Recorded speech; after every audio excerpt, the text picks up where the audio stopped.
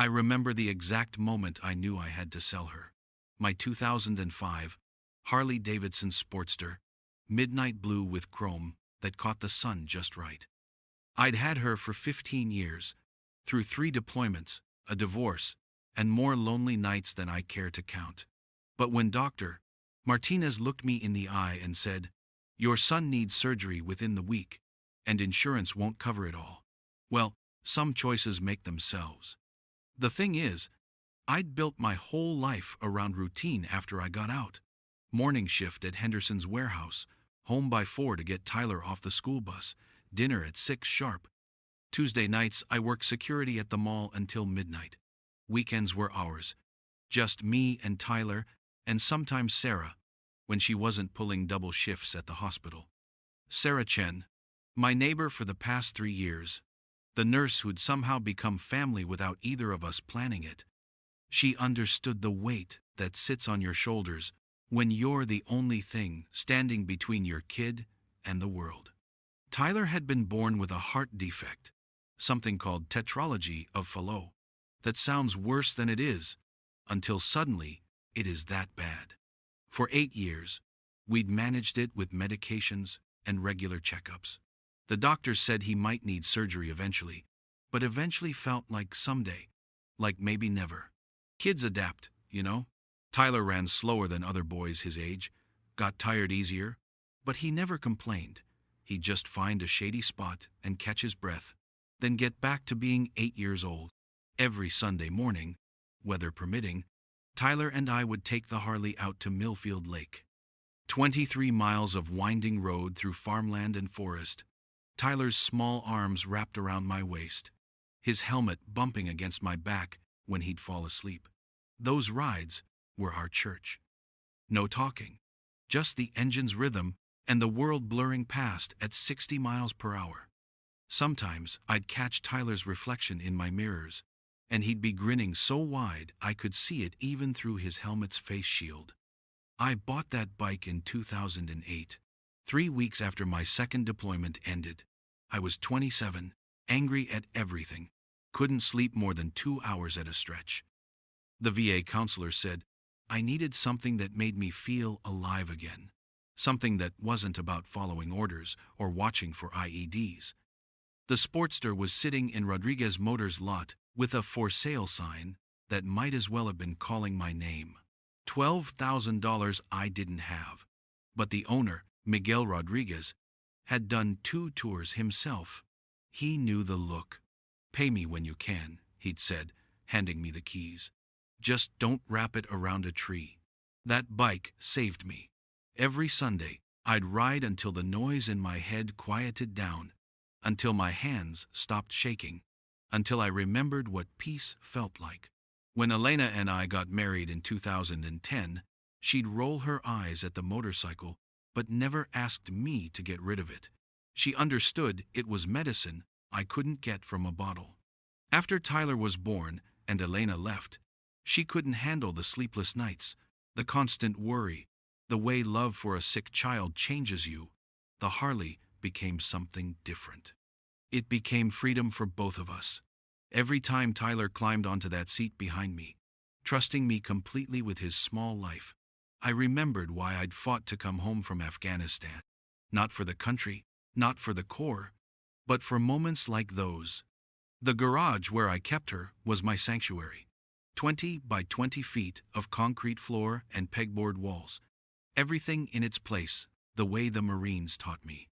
I'd spend hours in there, not just maintaining the bike but running my hands over her chrome, listening to the ticking of cooling metal after a ride, breathing in the familiar mix of motor oil and possibility.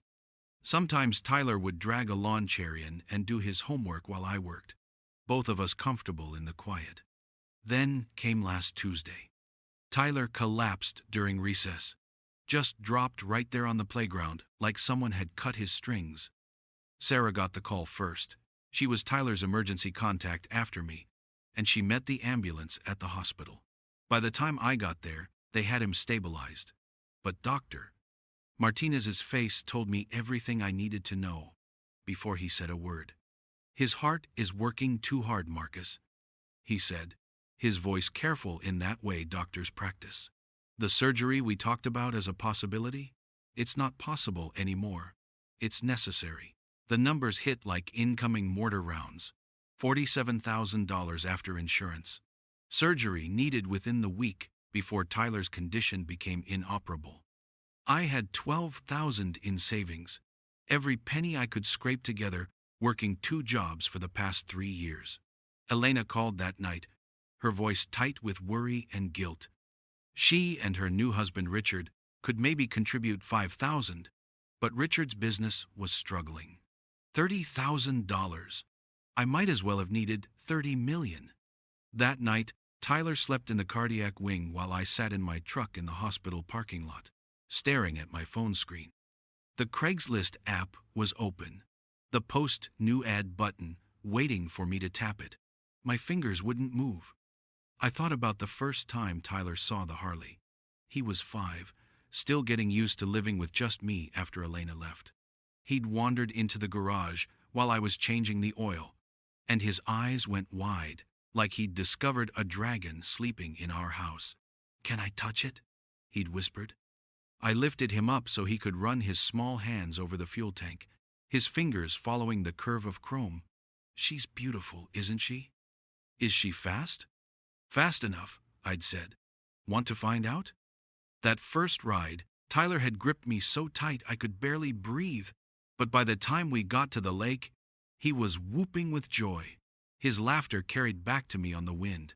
When we stopped, he looked up at me with eyes bright as summer sky. "Dad, can we do this every Sunday?" "Every Sunday," I'd promised. Sitting in that hospital parking lot, I could still hear that laughter. I could still feel those small arms trusting me completely, the weight of his helmet against my back when he'd drift off during long rides. The Harley wasn't just a motorcycle. It was every Sunday morning, every moment of peace I'd found after the war. Every time Tyler and I had discovered that the world could be beautiful if you just knew how to look at it. But Tyler was upstairs with wires attached to his chest, and numbers don't lie. A man's got to know what matters most. I started typing. 2005 Harley-Davidson Sportster. Midnight blue. 15,000 miles. Well-maintained. Adult-owned. Asking $32,500 firm. My thumb hovered over the post button for another hour. Cars came and went in the parking lot. Night shift nurses arrived. Day shift left. Families walked past my truck, some crying, some laughing, all of them carrying the particular weight that comes with loving someone whose life hangs in the balance. Finally, I remembered something Staff Sergeant Kowalski used to say during those long nights in Helmand Province, when we'd lost another Marine and the world felt like it was nothing but taking and taking. A man's worth isn't measured by what he owns, but by what he's willing to give up. I posted the ad at 11:47 that night. My phone started buzzing within minutes. Collectors, dealers, guys who probably just wanted to lowball me and flip it for profit. But the third call was different. A man named David Kellerman from Virginia, voice calm and respectful. "I saw your ad," he said. "I collect Sportsters from that era. If the bike's as described, I can wire you the full asking price tomorrow and have it picked up this weekend. No haggling, no games." "It's as described," I told him. "I'll need to see it first, of course. I can drive down Friday if that works." I agreed, gave him my address, and hung up. Then I sat in that truck for another 20 minutes, watching the hospital windows flicker with the lives being saved and lost inside. Somewhere up there, Tyler was sleeping, trusting that I'd figure out how to fix this like I'd fixed everything else in his young life. Friday came too fast. David Kellerman turned out to be exactly what he'd sounded like on the phone. Mid-50s, graying hair, calloused hands that knew their way around motorcycles. He spent an hour going over every inch of the Sportster, checking the engine, testing the electronics, running his fingers along the chrome the same way I did. "She's been loved," he said finally. "That's rare these days." "My boy and I take her out every Sunday," I said. "Or we did." Something in my voice made him look up. "This isn't an easy sale for you." "No," I said. "It's not." He didn't ask why I was selling. Men who understand motorcycles understand that sometimes life demands sacrifices, and the reasons are usually too heavy for casual conversation. He handed me a cashier's check for $32,500. "She'll be well cared for," he promised. Saturday morning, the transport truck arrived. Two men with gentle hands loaded my Harley onto the trailer like she was made of glass. I stood in my driveway holding the keys, feeling their weight one last time before handing them over. The diesel engine coughed to life, and I watched 15 years of Sunday mornings disappear around the corner. Tyler was being discharged that afternoon, surgery scheduled for Monday morning. When I picked him up, he was quiet in the passenger seat of my pickup truck. Still weak, but trying to be brave the way 8-year-olds do. "Dad," he said as we pulled into our driveway, "where's the Harley?" I'd been dreading this question all week. "I had to sell her, buddy. We needed the money for your surgery." Tyler was quiet for a long moment, staring at the empty garage. Then he reached over and took my hand in both of his small ones. "I'm sorry, Dad. I know how much you loved her." That's when I nearly broke.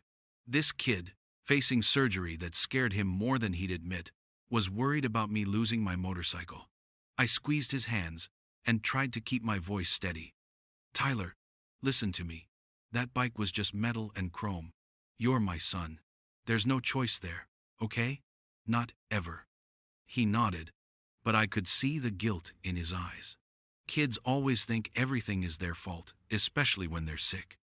I made a mental note to talk to Sarah about it. She was better at explaining these things than I was. Sunday morning felt strange without the familiar ritual of checking the weather, loading our helmets, firing up the Sportster. Tyler slept late, exhausted from the week of medical procedures and stress. I sat in the garage, looking at the empty space where the bike used to be, trying not to count the hours until Monday morning, when some surgeon would stop Tyler's heart and restart it, fixing what was broken inside my boy's chest. The check was in my wallet, ready to be deposited Monday morning before surgery. $47,000 would be covered, the $32,500 from the bike, plus what I'd saved, plus Elena and Richard's contribution. The math worked now, but the silence in my garage felt like a piece of my soul had been carved out. I thought about calling Miguel Rodriguez, maybe looking at what motorcycles he had on the lot. In a few years, when Tyler was older and his heart was strong, maybe we'd find another bike. Different rides, new Sunday mornings. It wouldn't be the same, but it would be something. For now, though, I had a son to get ready for the most important day of his young life. The rest could wait. After all, I'd learned something about sacrifice that week. It hurts going down, but it leaves room for what matters most to grow. Monday would come soon enough. Until then, I had this quiet Sunday morning and the sound of Tyler's breathing from the next room, steady and strong, trusting that his father had everything under control. Even when we both knew I was just making it up as I went along. Tyler's surgery took 6 hours and 43 minutes. I know because I counted every one of them, pacing the cardiac surgery waiting room like a caged animal. Sarah sat with me the whole time, bringing me coffee I couldn't drink and sandwiches I couldn't taste. When Dr. Martinez finally appeared in his surgical scrubs, exhaustion written across his face, I thought my knees might give out. "The surgery went perfectly," he said. And those 4 words hit me harder than any IED blast ever had. Tyler's heart is working the way it should, for the first time in his life. He's going to need time to recover, but, Marcus, your boy is going to be okay. The recovery, though, turned out to be harder than anyone expected. Tyler developed complications. "Nothing life-threatening, doctor," Martinez assured me, but infections that meant longer hospital stays, additional medications, physical therapy sessions that insurance classified as optional. Every day brought new bills, new copays, new expenses that carved deeper into what little savings I had left. I took unpaid leave from both jobs. Had to. Tyler needed me there when he woke up, scared and confused. Needed me to hold his hand during procedures. Needed me to be the steady presence that said everything would be fine, even when I wasn't sure it would be. The warehouse supervisor, Jim Hendricks, was understanding but firm. I could take the time, but it would be without pay. The mall security job just disappeared. They found someone more reliable, someone who could actually show up. By the third week, I was running numbers in my head constantly. Rent due in 10 days. Utilities already past due. The hospital payment plan I'd set up was manageable in theory, but theory didn't account for Tyler needing an extra week in cardiac ICU or the specialist medications that cost more than I used to make in a month. That's when the strange things started happening. First, it was Mr. Chen, my landlord. I'd been dreading the conversation, had practiced explaining why rent would be late, maybe asking for an extension. But when I knocked on his door Tuesday morning, he answered with a smile that seemed genuinely confused by my worry. "Marcus, what are you talking about?" he said when I started my prepared speech about needing more time. "Rent is paid through December. Anonymous benefactor called my office yesterday, paid 3 months in advance, cash." I stood there on his doorstep, feeling like someone had just told me the sky was green. Anonymous benefactor? Very polite man. Said he was settling a debt for a friend. Asked me not to make a big deal about it. Mr. Chen studied my face. "You sure you don't know who it was?" I didn't. But walking back to my apartment, something nagged at me. The phrase, settling a debt, felt familiar, like words I'd heard before in a different context, a different life. The grocery store incident happened 3 days later. I was standing in line at Morrison's Market with Tyler, who was finally strong enough for short trips outside the hospital. We had maybe $40 worth of groceries, basics to get us through the week, when Sarah Morrison, the owner's daughter who'd been running the register since high school, handed me an extra bag. "This is for Tyler," she said quietly, glancing around to make sure no one else was listening. "From a friend." The bag was full of the good stuff: organic fruits, premium crackers, the kind of juice boxes Tyler loved but I couldn't afford. Tucked inside was a handwritten note, on plain paper, "For Tyler, get well soon. From someone who knows what sacrifice looks like." "Sarah," I said, but she was already turning to help the next customer, her cheeks red like she'd been caught doing something she wasn't supposed to. Tyler, still weak but sharp as ever, looked up at me. "Dad, who's the friend?" "I don't know, buddy," I said, and that was the truth. But the phrase from Mr. Chen echoed in my head, settling a debt, someone who knows what sacrifice looks like. The words felt military, felt like the way we used to talk about taking care of each other downrange. The pattern continued.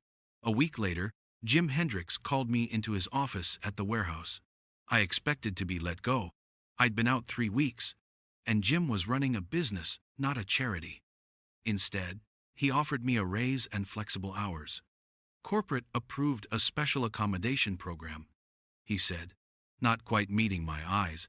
"You can work around Tyler's medical schedule, take him to appointments, whatever you need, and the raise is retroactive to when you started here."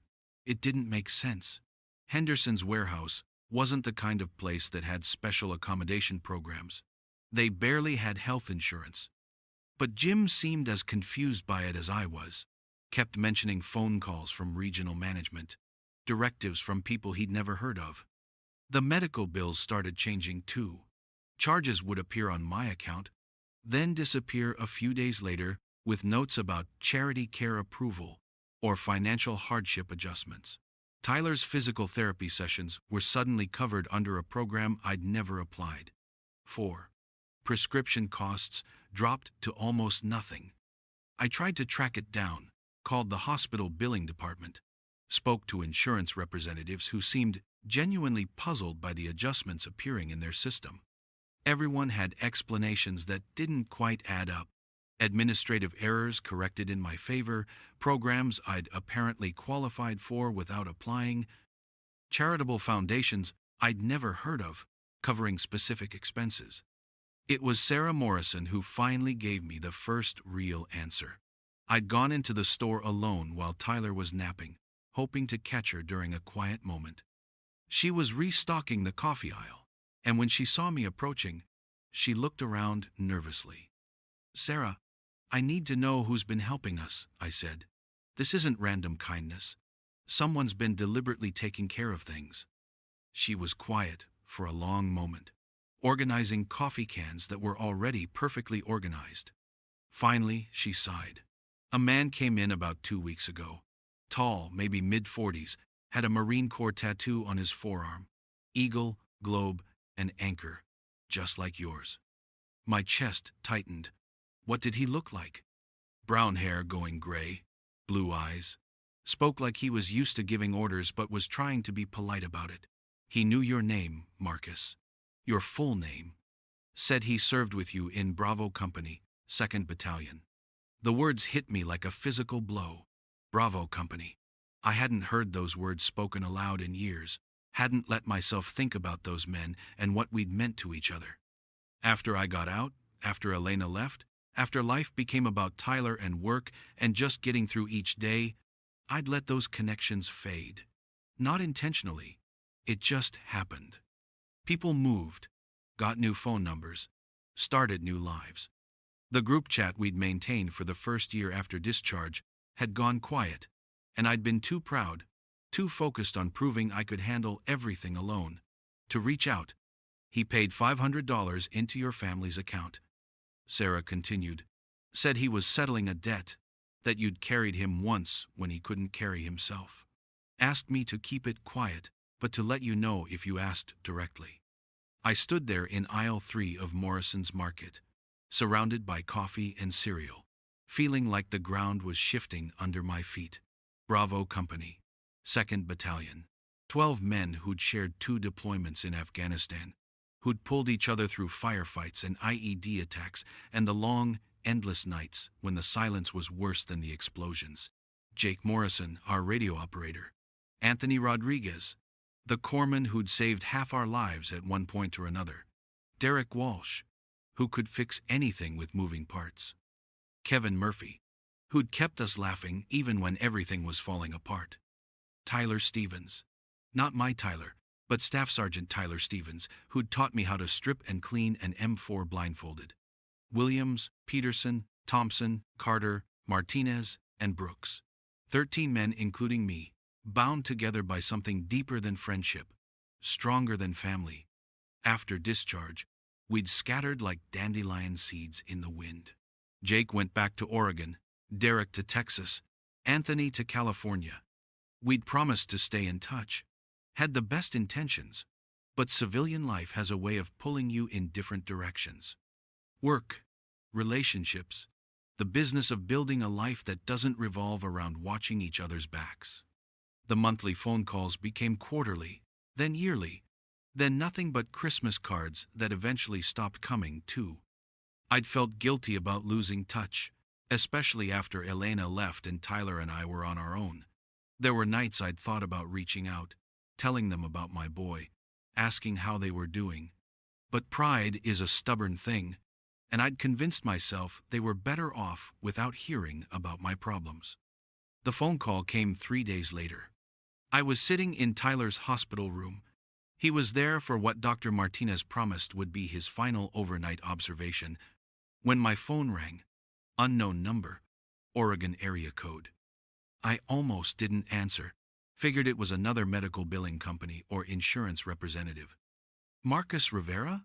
The voice stopped me cold. I knew it immediately, even after all these years. Jake Morrison, who'd carried the radio that kept us connected to the world beyond our small corner of Afghanistan, who'd called in medevacs and air support and extraction when everything went sideways. "Jake?" My voice came out rougher than I intended. "Hey, brother." There was warmth in his voice, but something careful too, like he was walking through a minefield. "How you been?" "I've been better," I said honestly. Tyler was asleep in the hospital bed, IV lines running into his small arm. monitors beeping steadily. How did you get this number? Derek found your bike listing online, Jake said. Recognized it from the old photos you used to show us. Found your address, started asking around. Took us a while to piece together what was happening. Us. The word hit me, like a revelation. They were still in touch, still connected in ways I'd let slip away. Jake, if you guys have been helping. I started, but he cut me off. We heard about Tyler, he said. About what you did. About the bike. There was a long pause. I could hear Tyler's steady breathing, the distant sounds of the hospital corridor, the weight of years and distance and choices hanging between us. Some things need fixing, Marcus, Jake continued, his voice carrying the same certainty it had when he'd call in coordinates for air support. Some debts need paying. I don't have any debts, I said. But even as the words left my mouth, I knew they weren't true. You carried Peterson 2 miles when he took shrapnel in the leg, Jake said quietly. You talked Williams through his panic attacks every night for 3 months. You gave Martinez your last bottle of water in 115-degree heat. You think we forgot? You think we don't know what kind of man raises a boy by himself, works 2 jobs, and sells the one thing that keeps him sane to pay for surgery? My throat tightened. I'd forgotten Jake had always been able to see straight through to the heart of things, had always known exactly what needed to be said. The bike was just metal and chrome, I managed. No, it wasn't, Jake said. And you know it. That bike was your healing, your freedom, your Sunday mornings with Tyler. And you sold it without hesitation. Because that's who you are. That's who you've always been. Tyler stirred in his sleep, and I reached over to smooth his hair. The gesture was automatic, something I'd done thousands of times, but it felt different now, weighted with the knowledge that somewhere across the country, men I'd served with had been watching, had been taking care of us in ways I'd never imagined. Where are you now? I asked. Portland. Own a small construction company. Derek's got a bigger operation down in Texas. Anthony's a charge nurse in San Diego. We all landed on our feet, Marcus. And we never forgot where we came from. I should have stayed in touch, I said. Yeah, you should have, Jake agreed. But there was no anger in it. But we know why you didn't. Pride's a hard thing to swallow. We all struggled with it after we got out. So, what happens now? Now you focus on getting Tyler healthy. Let us handle the rest for a while. Consider it payback for all the times you had our backs when we needed it most. I looked at my son, 8 years old, and braver than any Marine I'd ever served with, sleeping peacefully for the first time in weeks.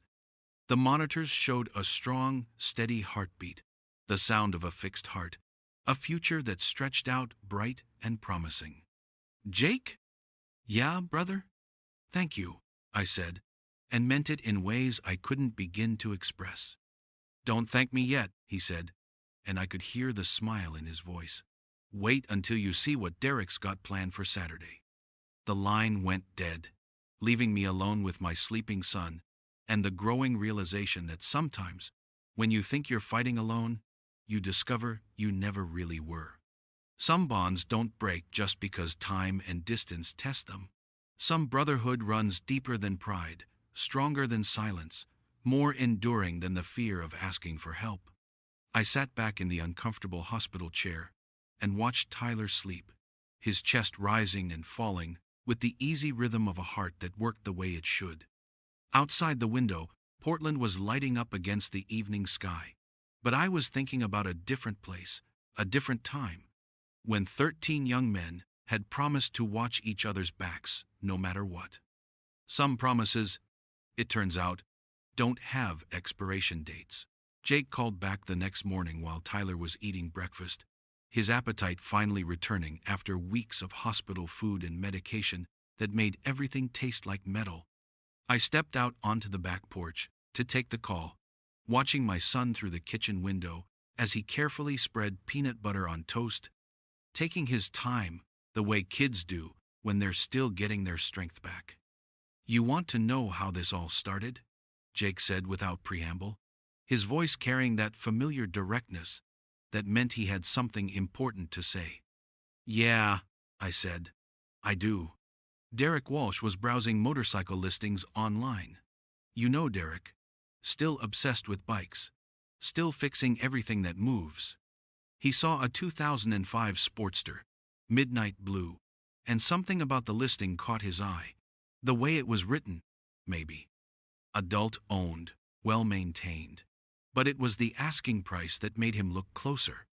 I sat down on the porch steps, remembering David Kellerman and his respectful hands examining every inch of my bike. 32,500. Exactly. Derek knows that bike market better than anyone. That Sportster, even in perfect condition, should have been 25,000 tops.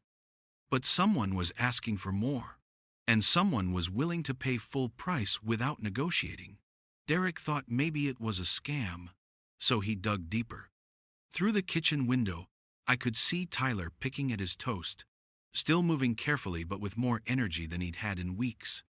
Sarah Chen was there too, having stopped by on her way to work with some of Tyler's favorite juice boxes, the expensive kind she'd been quietly buying since he got sick. He found the collector who bought it, Jake continued. Guy named Kellerman from Virginia.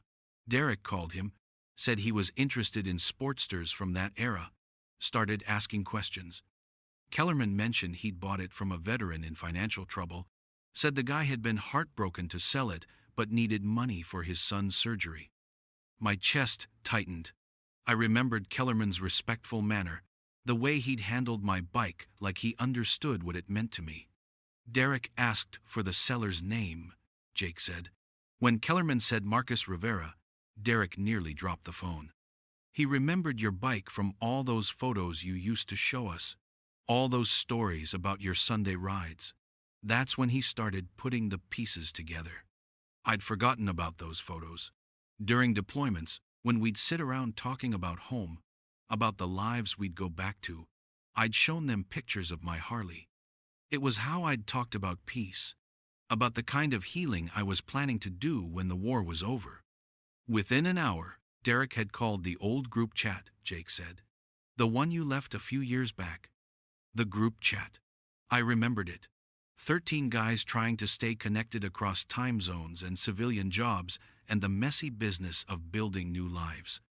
I'd left it during a particularly dark period, after Elena and I divorced, when I'd convinced myself that my problems were my own to solve, and that reaching out would just be admitting weakness. We started making calls, Jake continued. Anthony's a charge nurse now at Scripps in San Diego. He reached out to his network, found out Tyler was at University Hospital, got the details on his condition. Kevin Murphy's been working at Mutual Assurance for 8 years. He knows every charity program, every hardship fund, every legitimate way to reduce medical bills without raising red flags. Each name hit me like a physical memory. Anthony Rodriguez, who'd saved William's life when an IED blast tore up his leg. Kevin Murphy, who'd kept us laughing through the worst of it, who could find humor in a mortar attack and make it seem like just another Tuesday. Tyler Stevens is running a successful electrical contracting business out of Phoenix, Jake said. He organized the grocery fund, got in touch with that Morrison girl at the market. Brooks and Peterson pooled money for your rent. Thompson and Carter covered utilities. Martinez used his connections to get your job situation sorted out. The names kept coming, each one carrying weight, carrying memory. These were men I'd served with, bled with, men whose faces I could still see clearly even after all these years. Men I'd convinced myself had moved on, had forgotten, had better things to do than worry about a former Marine struggling to raise his son alone. And Derek? I asked, though I was starting to understand. Derek called Kellerman back, offered him double what he'd paid for your bike, no questions asked, told him it belonged to a brother and needed to come home. I had to close my eyes for a moment. The thought of Derek who barely scraped by as a mechanic when we were young Marines, who'd sent half his pay home to help his mom keep the lights on, spending $65,000 to buy back my motorcycle, was almost too much to process. "Jake, I can't let you guys do this," I said. "This is too much. I'll find a way to pay everyone back. But this is—" "Stop!" Jake cut me off, his voice carrying the same authority it had when he'd coordinate radio traffic during firefights. "Just stop and listen for a minute." Tyler had finished his breakfast and was now coloring at the kitchen table, his tongue poking out slightly in concentration, the way it always did when he was focused. Sarah was cleaning up around him, moving with the practiced efficiency of someone who'd been taking care of people her whole life. Jake's voice softened. "You carried Peterson 2 miles when he took shrapnel in the leg. You remember that?" I did. Peterson had stepped on an IED outside Kandahar, and the medevac was delayed. I'd carried him on my back through rough terrain while he bled and cursed and told me to leave him behind. It had taken everything I had, but we'd made it to the extraction point. "You talked Williams through his panic attacks every night for 6 months, Jake continued. Saturday with him in the dark. Helped him breathe. Reminded him he was safe. You gave Martinez your last bottle of water in 115-degree heat when he was cramping up so bad he couldn't stand. Each memory hit me like a revelation. These weren't heroic moments. They were just what you did for your brothers. You shared water. You carried the wounded. You sat with someone who was falling apart and helped them put themselves back together. It was automatic, instinctive, the way we'd been trained to think." "You think we forgot?" Jake asked. "You think we don't know what kind of man raises a boy by himself, works 2 jobs, and sells the one thing that means everything to him to pay for surgery? You think we don't remember who you are?" My throat was closing up. Through the kitchen window, I watched Tyler carefully select a red crayon, his small hands steady now in ways they hadn't been before surgery. Sarah caught him when he dropped the crayon, ruffled his hair, said something that made him giggle. "I don't know what to say," I managed. "You don't have to say anything," Jake replied. "Just be ready Saturday morning, around 10. "Ready for what?" "You'll see." I could hear the smile in his voice. "Oh, and Marcus? Make sure Tyler's feeling up to going outside. He's going to want to see this." The line went dead, leaving me alone on the porch with questions I couldn't answer and emotions I couldn't name. I sat there for a long time, watching Tyler color, and thinking about brotherhood, about the kinds of debts that can't be repaid because they're not really debts at all. They're just love wearing a different uniform. Saturday morning came bright and clear. Tyler was feeling good, energetic, in a way he hadn't been since before the surgery. Sarah had come over early to help with breakfast, and we were all sitting around the kitchen table when I heard the first engine. It was distant at first, a low rumble that could have been a truck or a lawnmower. But then another engine joined it, and another, and I recognized the distinctive sound of motorcycles, multiple motorcycles, coming down our street. Tyler perked up immediately. "Dad, do you hear that?" I did. I walked to the front window and looked out, my heart starting to pound as the sound grew louder. Sarah joined me, Tyler climbing up onto a chair to see over us. 12 motorcycles turned onto our street in formation, riding slow and careful like they were in a parade. I recognized the lead rider immediately.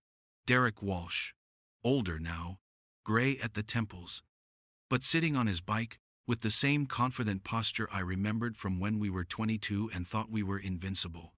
Behind him rode the rest of Bravo Company, Anthony Rodriguez on a red Honda, Kevin Murphy on a black Yamaha, Tyler Stevens on a chrome-heavy Harley that gleamed in the morning Sunday, Williams, Peterson, Thompson, Carter, Martinez, Brooks, all of them, older and heavier and grayer, but unmistakably the same men who'd shared foxholes and MREs, and the particular kind of fear that only comes from being very young and very far from home.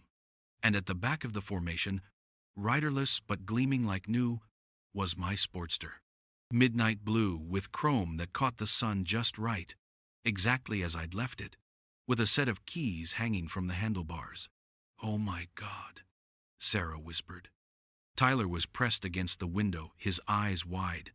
"Dad, Are those motorcycles here for us? I couldn't speak. I watched 12 men I'd served with dismount their bikes, with the precision that never really leaves you, watched them form up in the front yard like they were preparing for inspection. Derek stepped forward, holding my keys in his hand, his face serious, but his eyes bright with something that might have been joy. You should probably go outside, Sarah said gently. I walked to the front door on unsteady legs, Tyler right behind me. When I stepped onto the porch, Derek saluted, not the crisp regulation salute we'd learned in boot camp, but something more personal, more meaningful. Sergeant Rivera, he said, his voice carrying across the yard. I believe this belongs to you. He held out the keys, and I had to grip the porch railing to keep from falling down. These men, these brothers, had moved mountains for my son without asking for thanks or recognition. They'd taken care of us in ways I'd never imagined, had watched over us from a distance like guardian angels in leather jackets. Tyler stepped out beside me, still weak but standing tall, and looked at all those bikes, all those men. Dad, are these your friends from the army? I looked at faces I hadn't seen in years, at men who'd shared the worst and best moments of my life, who'd taught me what brotherhood really meant. Men who'd remembered who I was, even when I'd forgotten it myself. No, son, I said, my voice breaking slightly. These are your uncles, and they're the reason good men never really fight alone. Derek walked up the porch steps and pressed the keys into my hand. They were warm from the sun, heavy with promise and possibility. Behind him, Jake Morrison grinned and called out, "Hope you remember how to ride that thing, old man." Tyler laughed. The first real laugh I'd heard from him in weeks, and the sound broke something loose in my chest. These men had given me back more than a motorcycle. They'd given me back hope, had reminded me what it meant to be part of something larger than yourself. An hour later, I was back on my Harley with Tyler behind me, his small arms wrapped around my waist, his helmet bumping against my back. We rode to Millfield Lake, flanked by 11 other motorcycles, and for the first time in months, I felt whole. The lake was perfect that morning. Still water reflecting blue sky, the kind of peace that makes you believe in second chances. We parked our bikes in a line along the shore, and Tyler ran ahead to skip stones while the men of Bravo Company caught up on years of separation. Jake found me standing by my bike, running my hands over chrome that had been polished to perfection. "How's it feel?" he asked. "Like coming home," I said honestly. We stood there in comfortable silence, watching Tyler laugh with men who'd decided to become his uncles without ever being asked. The sun was warm on our backs, the lake was calm, and for the first time since Tyler's diagnosis, I felt like I could breathe all the way down to the bottom of my lungs. Some bonds, I realized, don't break just because time and distance test them. Some brotherhood runs deeper than pride, stronger than silence, more enduring than the fear of asking for help. These men had taught me that love doesn't always wear the uniform you expect. Sometimes it shows up as rent payments, and grocery money, and insurance adjustments, as hands that know how to fix what's broken, and hearts that remember what matters most. Tyler ran back to us, breathless and grinning, a smooth stone clutched in his hand. "Dad, Uncle Anthony taught me how to skip stones. Watch this." He threw the stone with careful precision, and we all watched it skip across the water, 1, 2, 3 times, before disappearing beneath the surface. Tyler whooped with delight, and the sound echoed across the lake like a promise that everything was going to be okay. I looked at my son, healthy and whole, and surrounded by men who'd already proven they'd do anything to protect him, and I knew that some things in life are too big for one person to carry alone. But when you're lucky enough to find brothers who understand the weight, who'll share the load without being asked, you discover that the impossible becomes possible, and the broken becomes whole again. The ride home was unhurried, 12 motorcycles moving through afternoon light like a parade of promises kept. And for the first time in years, I wasn't worried about what Monday would bring. Whatever it was, we'd face it together. Thank you for keeping these stories of love, resilience, and family alive. I'm deeply grateful to all of you for listening to this journey. We'll see you again in the next touching story from those who found strength in the hardest moments.